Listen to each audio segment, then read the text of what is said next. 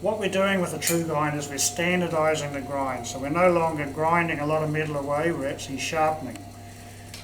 First thing to do is to set the tool 50 millimeters to the face of the tool holder. Now it has to also be parallel, so the easiest way is to use something, a bit of stick or a rod, and then sight through so that you're parallel with the horizontal brass bar in there.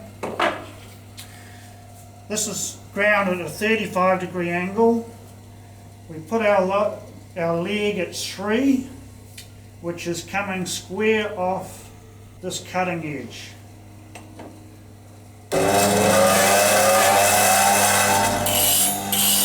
I work the side first.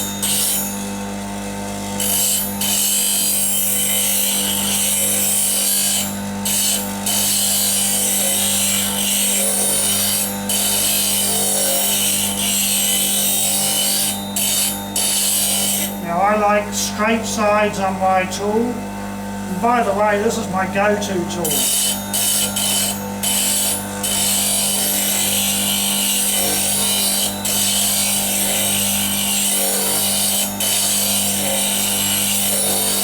This is the first sharpen this chisel has had, so now when I'm turning with it, very quickly I can come to the grinder, 50 millimeters, I've already set my 35 degrees, the leg is set at 3, which is square off that edge there, and 1, 2, 1,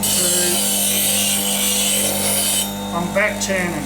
So I've taken off very little steel, and that tool is razor sharp.